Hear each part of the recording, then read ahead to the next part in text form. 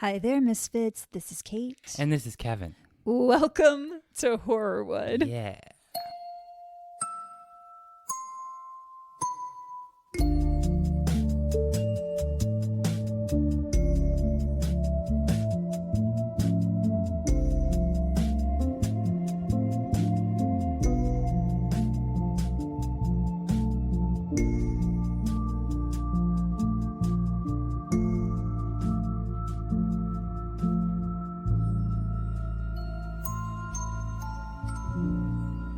You sounded so terse.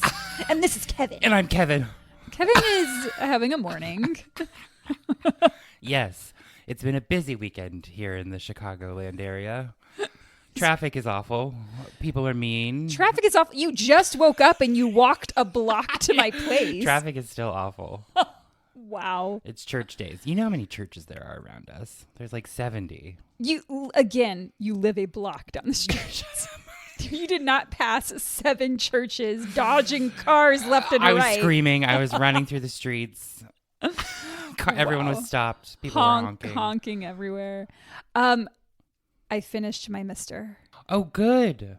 It wrecked me. Really? It is so beautiful and heartbreaking and tragic and wonderful and lovely and so good. Is anyone that's listening watching that? Have you watched that? I'm curious. The Korean TV show. Yeah, because it's so good. And then, of course, like I said this before, knowing what happened to him. Yeah. Oof. Because the whole ending message of that show is like, you're important. We are glad you're on this planet. You are... I mean, God. I was wrecked. And like stuff that happens in the final episode, just like it brings up all this stuff. I was like, I was bawling my eyes out. No. It's like me watching The Wild Robot. Yeah. And I still need to see that. Okay, I've heard so many please. good things. So I'll watch Sorry.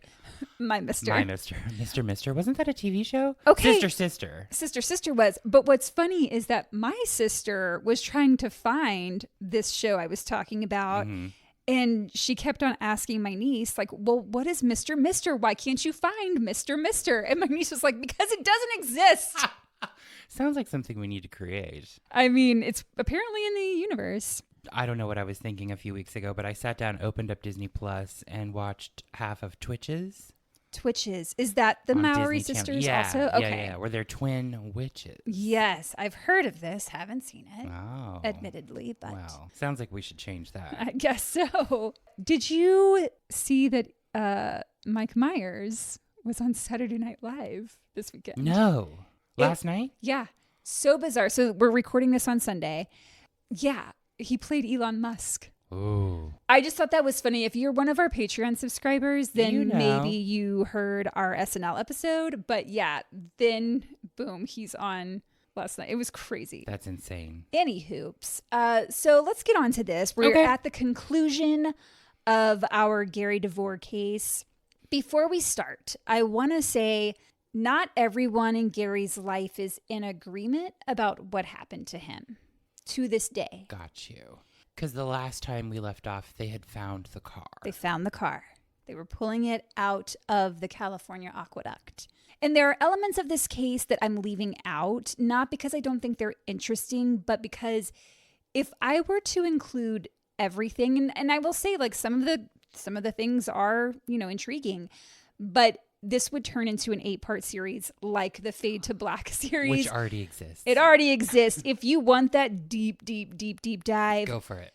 Highly recommend Witnessed Fade to Black. It's season 5 of the binge. And I use that podcast a lot in my research.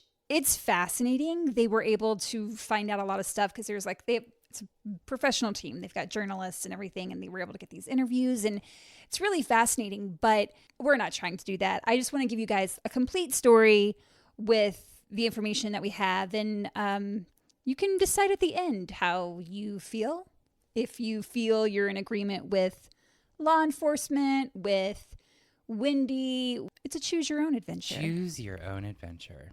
So we ended part 2, like you were saying, Kevin, when they pulled his car from the aqueduct. It was July 8th of 1998. And that area had reportedly been searched multiple times in the years since his disappearance. If you remember, like there was the sheriff's department, there was the FBI. Wendy had hired her own private investigator. So all of these agencies have been looking for him. As Wendy stared at the TV with her friend Rebecca Holden by her side, Rebecca Holden was like her best friend, so she was always with her through this whole scenario.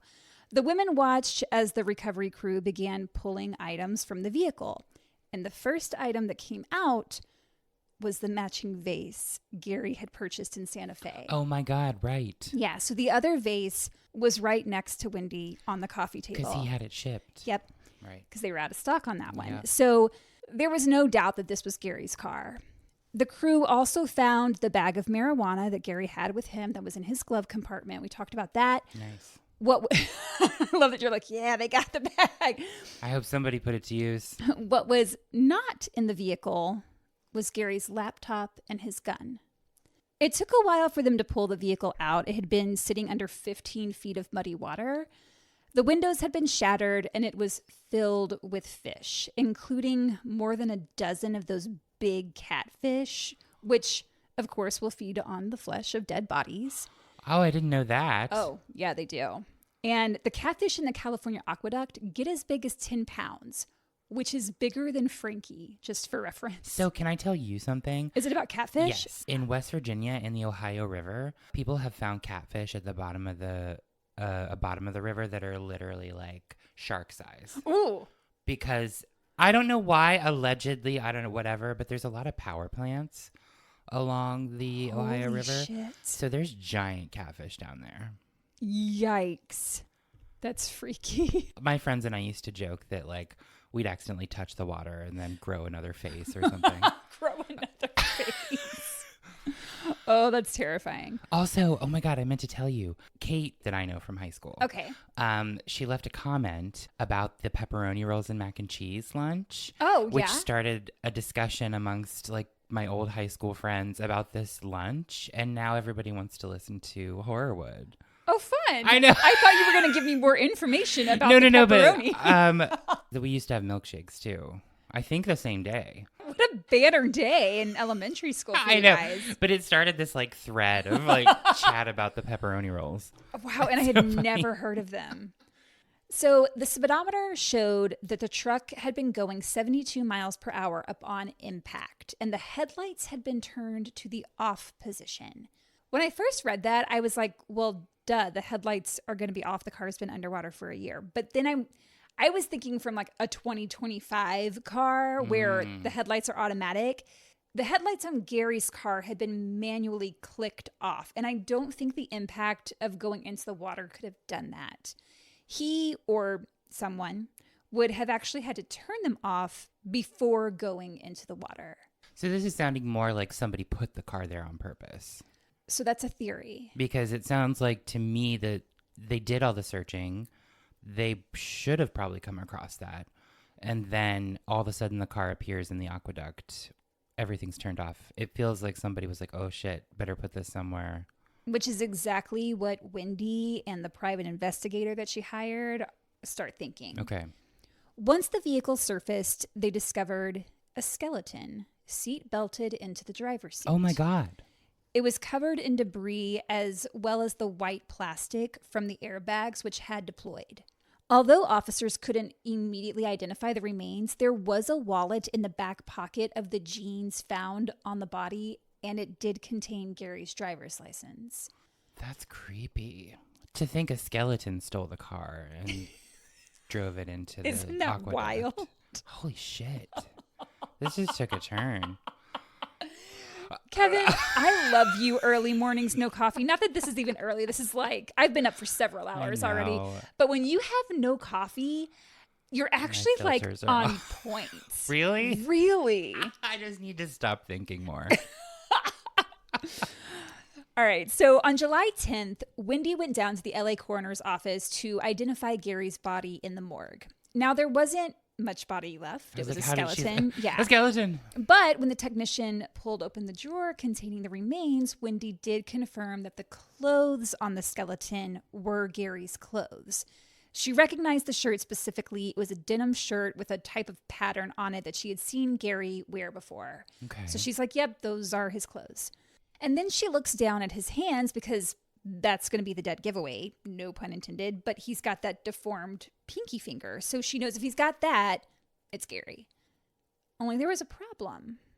She looked and she was taken aback and asked the technician, where are his hands? They were missing. The tech is like, what? Like surprised at Wendy's question. No one had told Wendy the hands on the skeleton she'd be identifying were missing.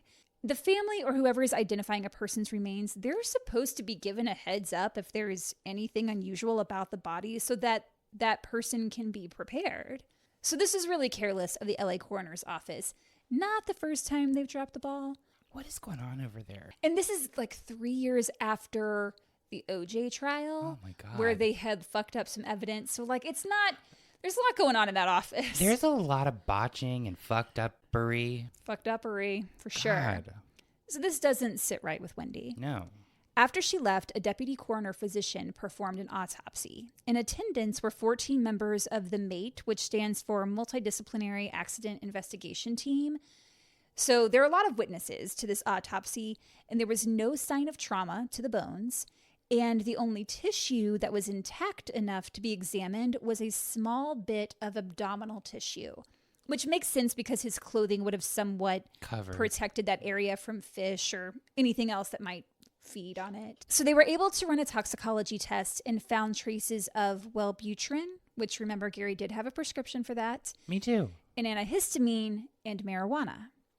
When they x-rayed the skull, they found a dental bridge over one of the molars. And nothing they found seemed super out of the ordinary to the coroner or the investigation team. I combined it.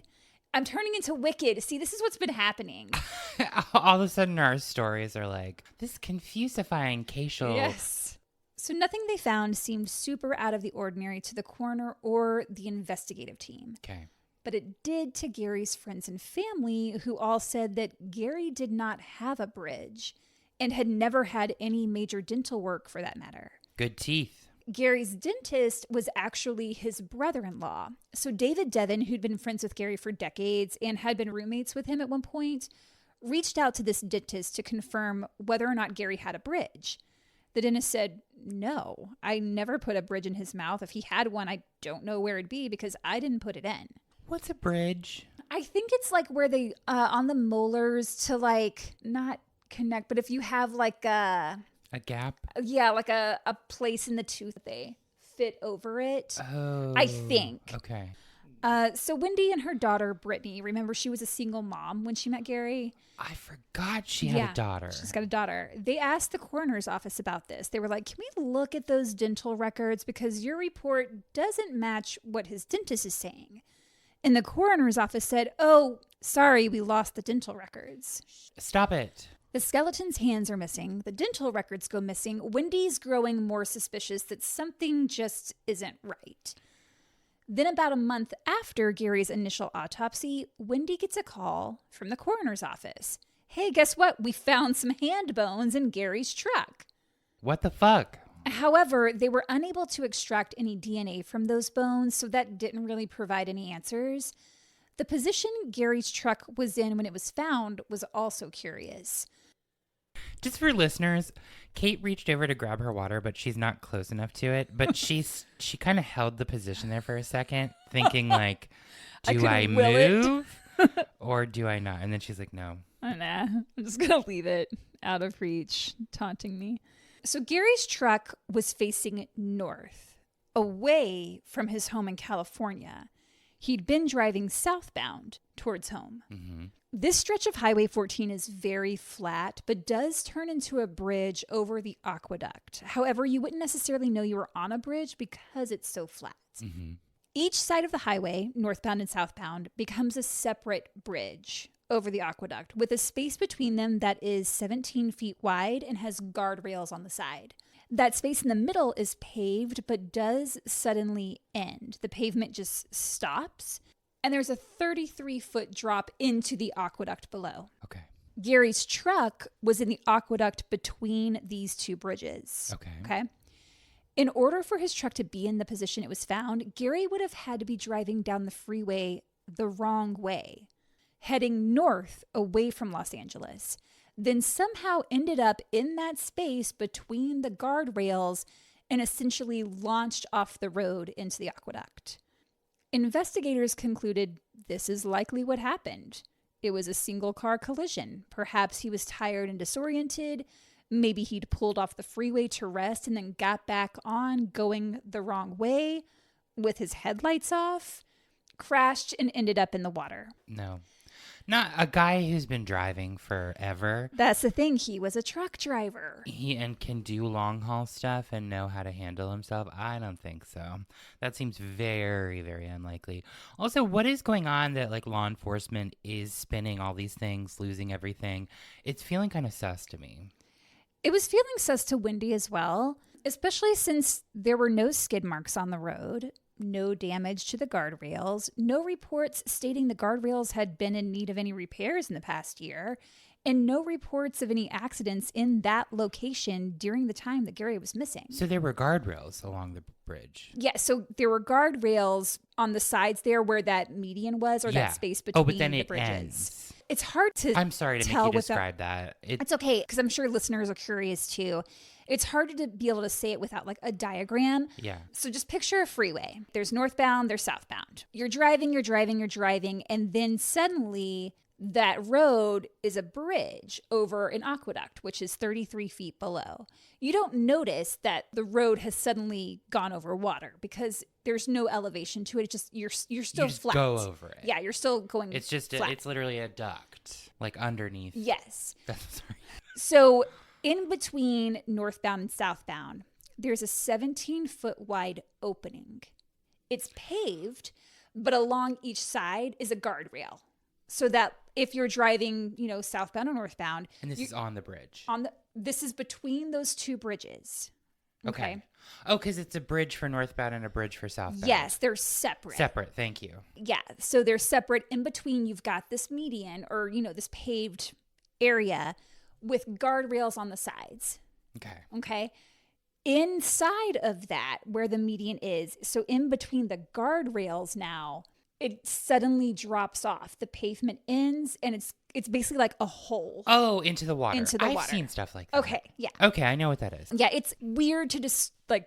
I kind of got an idea of what you were talking about, but I was unsure. Yeah, it's a little tricky, but just know that, yes, there are guardrails there, but in between those guardrails, the road drops off. There's a hole. Indeed. And you can fall into it. Indeed. All right, so how did investigators know to even look for Gary's truck in this spot in the first place? Enter Douglas Crawford. Douglas Crawford was an unemployed guy in San Diego who had a hunch and a lot of time on his hands. That's an amazing description of someone. He didn't make cheesecakes or do anything for the CIA. He did not. He was just chilling in San Diego with nothing to do, and he read a newspaper article.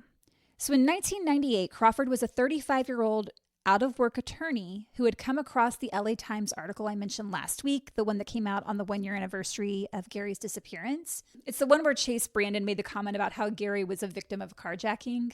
When Crawford read the article, it reminded him of a woman in Orange County who'd been missing and was later found to have crashed in the California aqueduct. Crawford thought maybe something similar happened to Gary. So he got in his car and retraced Gary's route from his last known location, the Denny's in the Mojave Desert, towards his home in Carpinteria, California. This guy is just a random armchair detective with nothing better to do than to drive for hours to a spot where a guy he doesn't know went missing. It's all a little interesting and sus, but also sometimes armchair detectives get the job done. Sometimes they do. So Crawford gets to the stretch of Highway 14 where it crosses the aqueduct. He parks his car, climbs down the embankment, and right away finds debris from a white Ford Explorer, including a piece of white metal, the latch of a hood with the Ford logo on it, broken glass, and fiberglass debris that was determined to be from car parts specific to that Eddie Bauer limited edition Ford Explorer. It's all just laying right there. a year after Gary went missing. This Crawford guy just has a hunch and drives to the exact location and finds all this stuff. Then Crawford, with all this time on his hands, types up a 30-page report and faxes it to the sheriff's department. Well, he's a lawyer. I'm sure that was probably pretty well written. I'm sure it was. In legalese. Legalese. When he didn't get a response, though, he emailed the one guy he'd seen in the news who's been the spokesperson for this case the past year, Michael Sands. Cheesecake.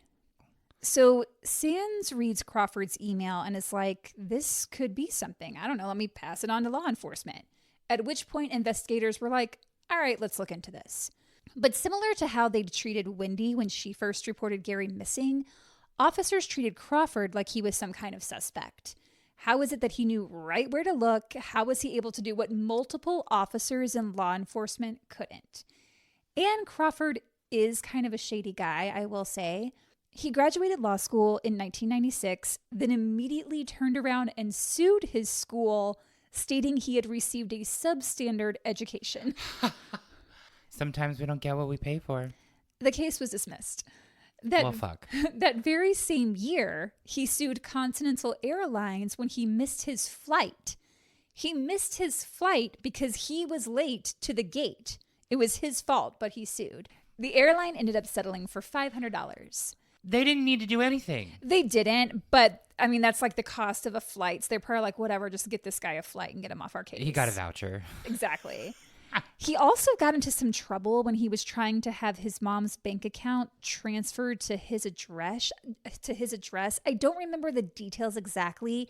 And the authorities were like, okay, yeah, we just need proof that your mom is living there to make this transfer. Mm-hmm.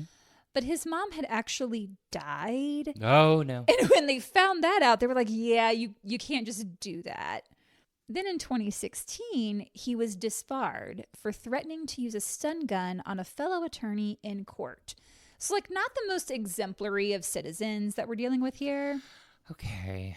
When Crawford spoke with a reporter for the LA Times shortly after Gary's car was found, he was real cagey about what exactly it was he did for a living. He said, this is a quote, "I just like to say I'm unemployed. I have plenty of things to do. I just don't have a job." He also said he was disappointed with his 15 minutes of fame, telling the reporter that producers from the show Extra had promised to pay him for an exclusive interview, and then they went back on the deal. Executives from the show denied Crawford's claim, stating they don't pay people for interviews. He doesn't do himself any favors when it comes to his credibility. And Wendy was like, who the fuck is this guy? She went on the Today Show and said, quote, "I would like to believe that a professional that either I paid privately or the professionals that we pay from our taxes certainly could have done anything an amateur could do more quickly and better." And she's right. The FBI didn't find Gary. The sheriff's office didn't find Gary. And the private investigator she hired, Don Crutchfield, didn't find Gary. But Crawford did. Or at least found the location where the crew could look for him. Wendy was real suspicious of Crawford, but after speaking with him on the phone, she was like, you know what? He seems like a decent guy. She told CBS News, quote, "I think he took the same information that any detective could have taken and came up with a hypothesis. I'm just so grateful he decided to follow his hunch." I tried to find information on the case Crawford mentioned, the Orange County woman. Couldn't find a single article on it. I found articles of other cases where someone ended up in the aqueduct, but they were all from like the last 5 years or so. I'm not saying he made that up or anything. I'm just saying I couldn't find any info on it. How deep is the aqueduct? I think the deepest point is 20 feet. Okay. Yeah, so it's not like great, a deep thing. crazy deep. Bonnie Brown, a worker for the State Department of Water Resources who worked this area of the aqueduct, said she remembered finding a white hood that looked like it came from an SUV around the time of Gary's disappearance, but didn't see any other signs of an accident. Yeah, you said white hood. Oh, like the Ku Klux Klan? I was like, the KKK. No, they are not involved in this. Oh my God. She told the LA Times that she and her coworkers looked around but didn't see any tire tracks or skid marks, so they just assumed it was, quote, junk or debris left from one of several freeway accidents that year. Brown said a group of unhoused men who lived underneath that bridge right near where Gary's truck was eventually found ended up taking that hood and using it as a shelter. Oh, well, at least it went to good use. That's exactly what I thought. I was like, that's actually kind of nice in a way. It's just wild because the case got a lot of media attention when it first happened. And you have all these people retracing Gary's route to try to find clues. And the whole time, the debris from the car is right there in the open. Workers find the hood like the day after he's gone missing, but no one reports it. That's so bananas to me. And was the debris like right where the car had gone into? It was the like aqueduct? on the opposite embankment. On the other side. Yeah. Okay. Meanwhile, Gary's loved ones are trying to find closure, with the authorities closing the criminal investigation, concluding that Gary died as a result of a car accident. Wendy and Gary's friends had a memorial service. Julia Phillips, that producer who wrote You'll Never Eat Lunch in This Town Again, she gave a eulogy. She's the one who had gotten into that fight with Gary. She was like, he didn't stand up for me. But they were friends. Yeah, they were friends. Yeah. And then, oddly, Sandy Newton, Gary's second ex-wife, got up to speak at this memorial service. And according to Wendy, Sandy acted like she was the grieving widow, making a spectacle out of the whole thing. Sandy even had a reception at her house. But it didn't seem to Wendy like she was doing it to be kind or to take the burden off Wendy. She kind of made it about herself. So Wendy and her friend, Rebecca Holden, are sitting there as Sandy is the center of attention at this reception. Then Sandy brings out these old photo albums from when she and Gary were together. And she starts showing them to everyone, while his current wife, who's been through hell the past year, is sitting there grieving. And that's when Wendy and Rebecca were like, yeah, we're going to go. Like, what? I think Sandy should have left. Well, it's her house. I don't care. Despite what investigators were telling her, which their whole theory was like, he must have somehow hit something and launched over the guardrail, flew through the air and down into the aqueduct. Sure. Wendy wasn't satisfied with the findings. It all just felt off to her. Don Crutchfield, her private investigator, fueled her suspicions when he came up with a theory that Gary's truck hadn't gone off the bridge after all, but instead Gary had been killed in a different location and someone towed the truck to where it was found. He just felt like the whole scene looked staged. Another theory he came up with is maybe the skeleton in the driver's seat wasn't even Gary. Well, it sounds like it's not, because he didn't have a bridge. Maybe someone had placed it there in Gary's clothing to make it look like it was Gary. Far-fetched theories, if you ask me, but it was enough to make Wendy seek a second opinion. So in 1999, she paid for a private autopsy conducted by David Posey, who lists himself as a board-certified forensic pathologist. In Posey's report, he writes, quote, "Although the cause and manner of death are undetermined, it is the opinion of this observer that the manner of death is homicide." Based on what evidence? He doesn't say. And when journalist Evan Wright contacted Posey's office to ask questions about his work in Gary DeVore's case, the receptionist hung up on him. Oh. Gotta watch out for those private coroners, because they're going to say what you want them to say. Private coroners. You're paying them to tell you exactly what you want. Because whatever you give them, they're going to give back to you so they can get the money. Money. According to journalist K. Scott McDonald, Dr. David Posey has a fake coroner's license and no formal training. A little background check reveals he only worked for 29 days for the LA County Department of Medical Examiner coroner, somewhere between the summer of 94 and January 95. You could just do this? I mean, he did. Well, guess what, Kate? I know you didn't know this about me. But You're a coroner now? I'm a private coroner. Oh, wow. Do you need anything? Hopefully not. Okay. However, all that said, Posey did send the DNA samples to a Dr. David Sweet in Vancouver, Canada. Sweet is an internationally recognized DNA specialist.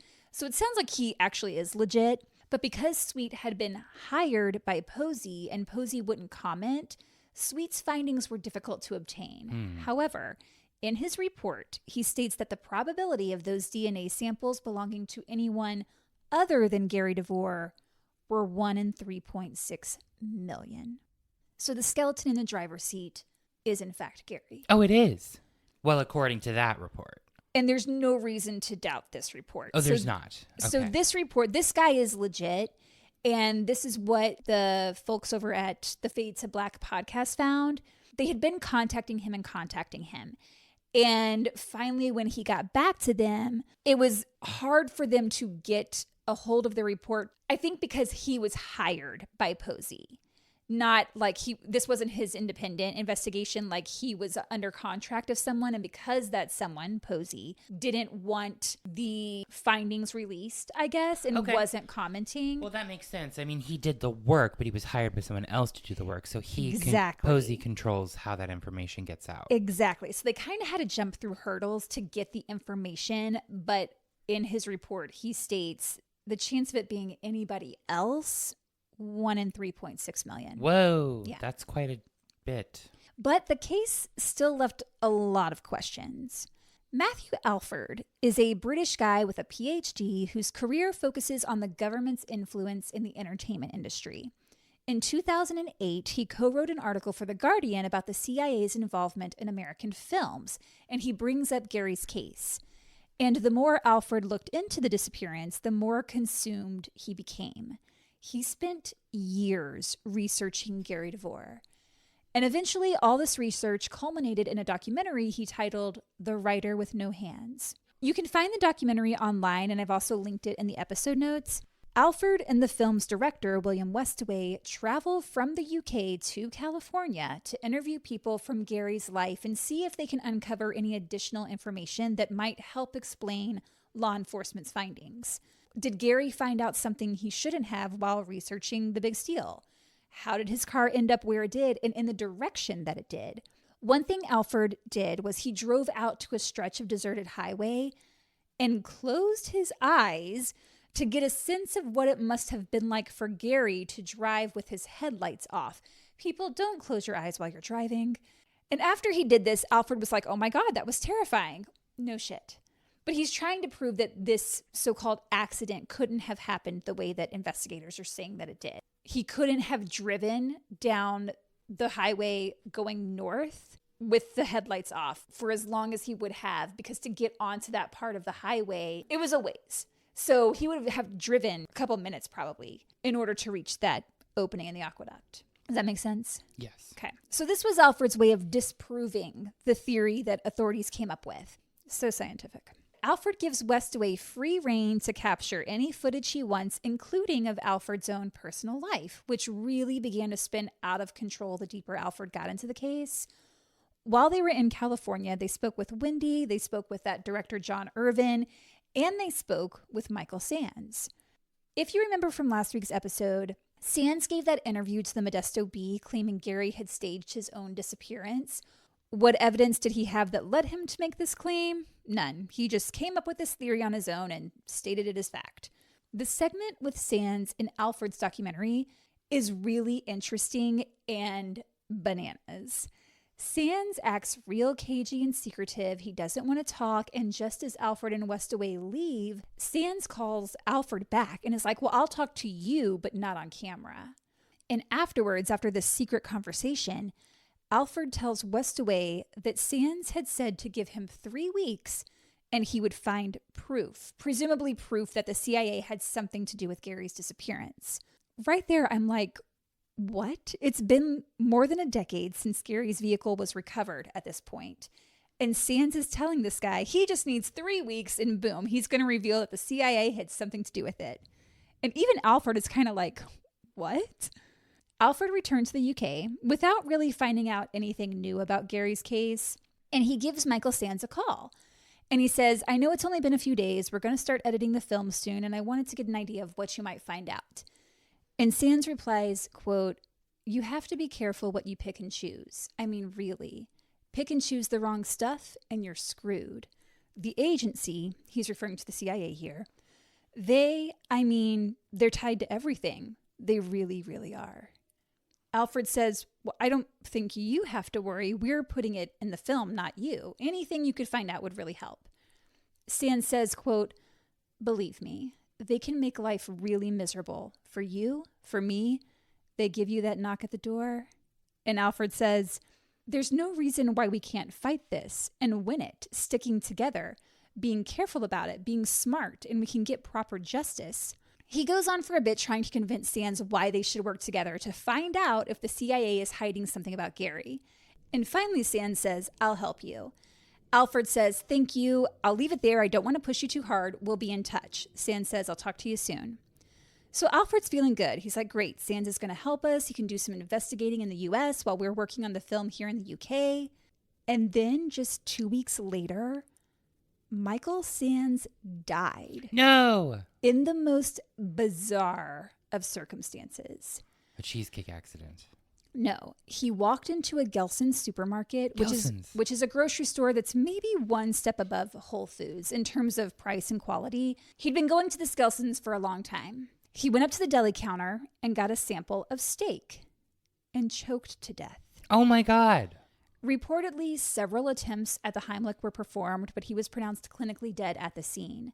However, paramedics revived him and got him to Cedars-Sinai Hospital, where he was placed in a medically induced coma, and he passed away several days later. Oh my God, that's a tragic ending. Matthew Alford called the Gelsons to see if there was security footage of the incident, but there weren't any cameras in that area.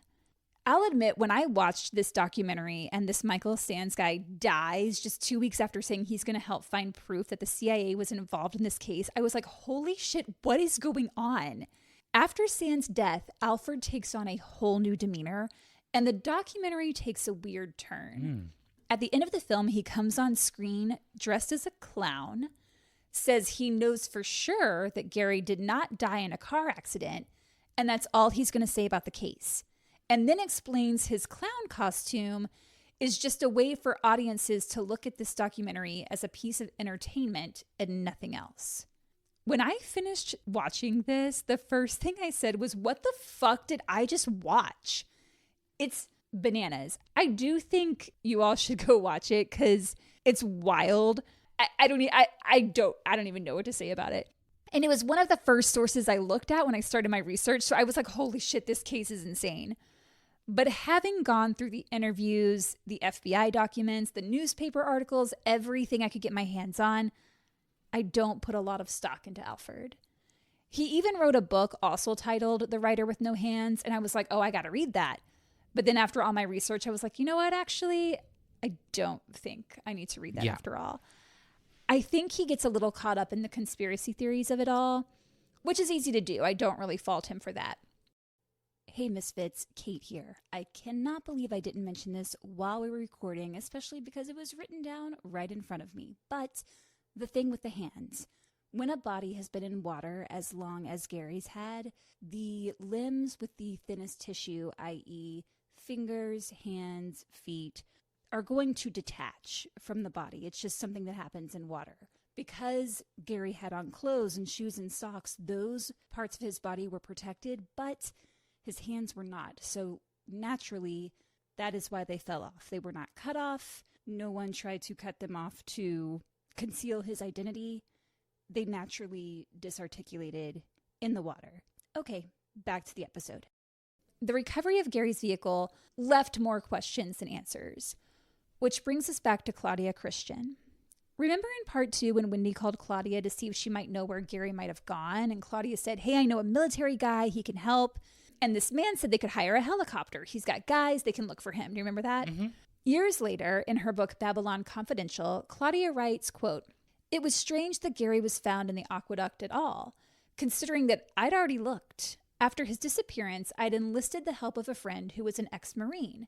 He assembled a team of divers, and they went down into the aqueduct with infrared equipment and swept the area around Barstow from top to bottom. There was no sign of a car or a body.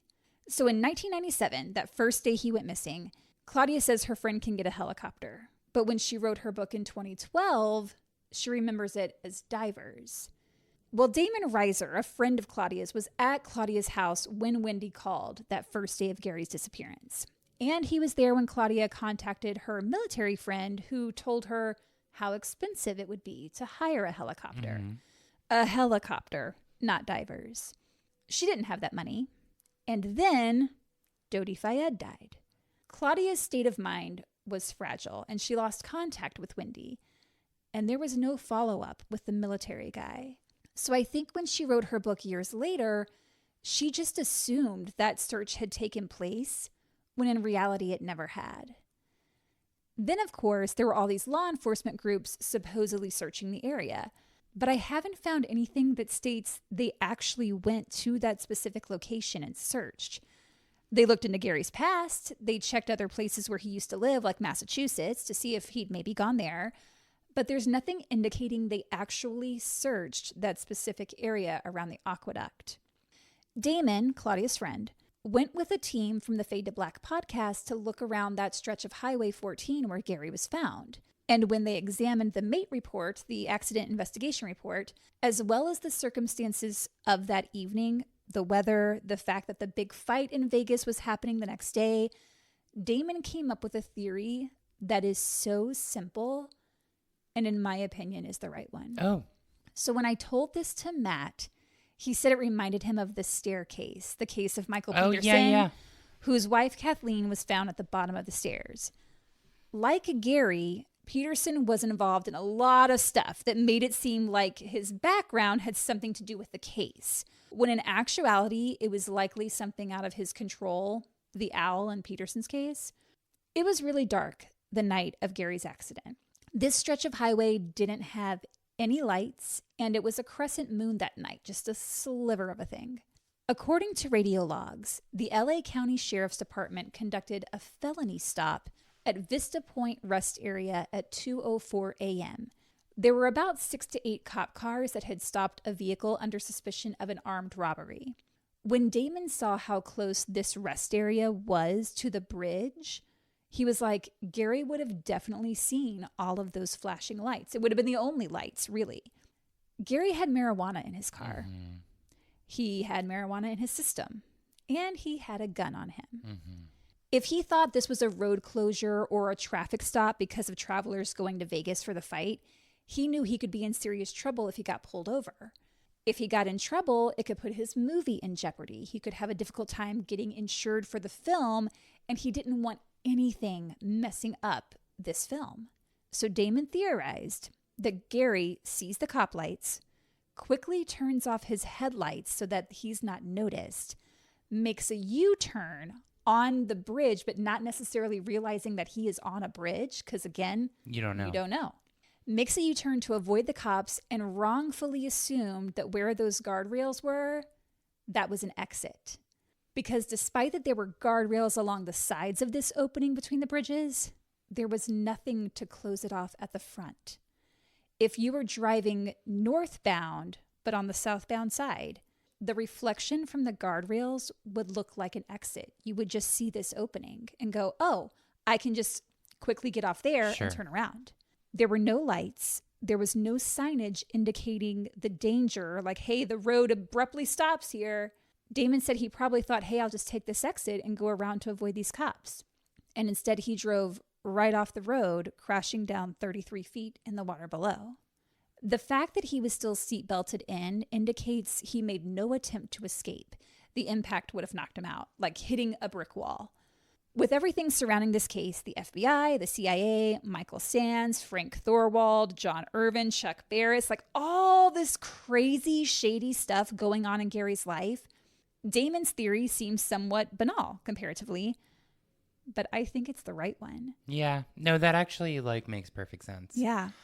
And ironically, in the original film version of The Big Steal, the 1949 version, Robert Mitchum, the film star, was arrested for possession of marijuana just before filming began.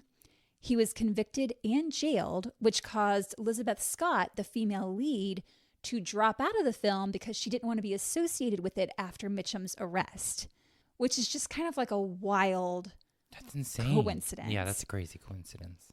80 Gordon, who he visited the night before he left and where he did ecstasy, all that, she believes that he's still out there somewhere. She doesn't believe that the investigation report she doesn't believe that what the authorities said happened with the car accident actually happened.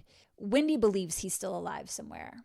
And through the years, thought maybe she'd seen him. In 1999, when her daughter graduated from law school, someone with a very deep voice called the school asking if Brittany was graduating.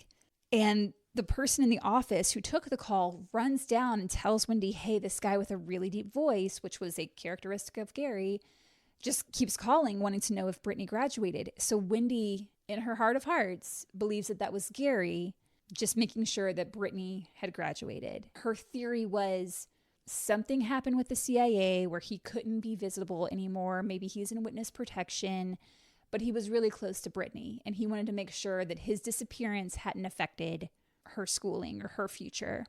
I totally get why Wendy hangs on to that hope and why she would like to think that like he's somewhere out there, but I think he died that night, and I think it was something so simple as, oh shit, cops. Yeah. How far exactly is the rest stop from where the cops were at the rest stop, right? Yeah. From the where he would have crashed. So Damon was saying that when he had first heard about it, he thought it was like way down the road. But he said looking at it, it's like right there. Like you would see all of those flashing lights right ahead. Okay. Well, it makes me think, would the cops not have heard something? Possibly not. Okay. Yeah. I mean, that's a good question, but possibly not. If they're Sure. like radioing or like they're in the middle of this, trying to it's catch dark this and robber. you probably can't see anything, and I'm sure. And who knows like what other traffic was, happening in that area where they were. Mm-hmm. But that would explain why there's no skid marks. There's no damage to the guardrails. Like this opening was 17 feet wide, so it's plenty wide for a car to go through without, touching Right. the sides. Without crashing. Yeah. Just kind of hitting the water. Yeah. Like literally, I think it was Damon who said it's like the Roadrunner off the cliff. Like Oh, you wow. literally, you're going and then all of a sudden there's nothing beneath you. Ugh, Terrifying. I hate that. Yeah. In recent years, like the last couple of years, with the other podcast uncovering the stuff and doing these interviews, Wendy did find some scripts of Gary's like that had never been made. And so she's hoping to work with someone to try to, at least get some of his written work made. There's also supposedly a movie about Gary in the works. I don't know where that stands right now, but it would be interesting because it does feel very cinematic. Yeah, it does. It's just fascinating. bizarre and at the same time, like, so simple. Not to negate things, but the whole CIA thing just feels like this weird little fantasy playground. Do you see what I'm saying? Like, I don't think anything had to do with that. You know I what don't I mean? either. It doesn't make any sense of why it would. And it feels like everybody's going around playing these little roles of like, oh, the CIA, the big CIA secretives. I get why it's so heavily involved in this, especially because he was working with Chase Brandon on this specific movie. Of course, yeah. Chase Brandon shows up at Wendy's house right after Gary disappears. And that podcast did try to interview Chase Brandon. And he basically just said, I could tell you things, but if I were to tell you too much, it would get you killed and me. Like, Shut up. Chase Brandon, I think, he likes to be able to say that he is CIA. Yes. And he likes to use that to kind of give himself this air of mystery. I think and this so. air of like, I'm a dangerous guy. I think so. And I think he likes to insert himself into these situations. Yeah. I do think that he was worried about what Gary might reveal in his film about him personally, because he did do all that work in Panama. So I think he probably did have a little bit of like, oh shit, maybe I've said too much, but I don't think he had anything to do with Gary's death. No, I don't either. And I do think Gary died. Yeah, I think that makes the most sense.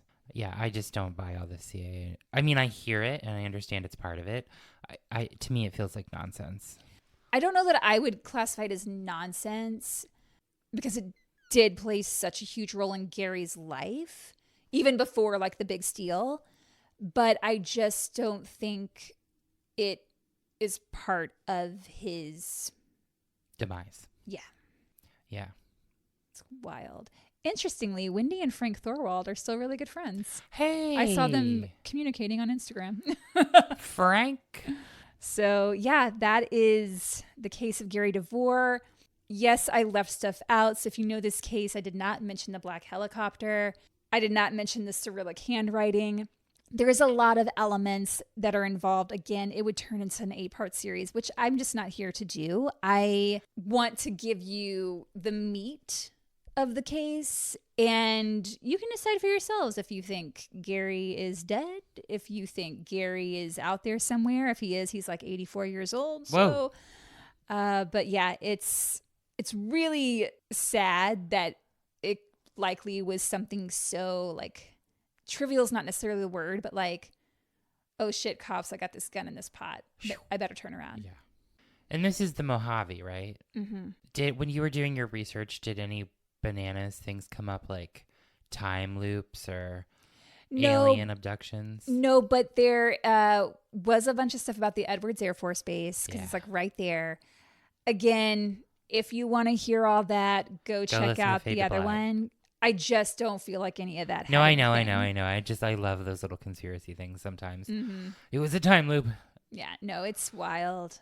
Alrighty, well, that is the conclusion of this 3-parter. We will be back with something totally different next week. And you can let us know what you thought in the comments on Instagram, Facebook, YouTube, or Spotify at Horrorwood Podcast. Or you can send us an email at horrorwoodpodcast@gmail.com. And if you have $5, that's all it takes to become a Misfit Burnerino. You can join our Patreon at patreon.com/horrorwoodpodcast. Give me $20. Give me $20, but really just give me 5. 2, and you get all the episodes without ads. Yeah, so and rate, review, and subscribe, peeps. Do all the things, peeps. Don't do murder, though. That's the only thing.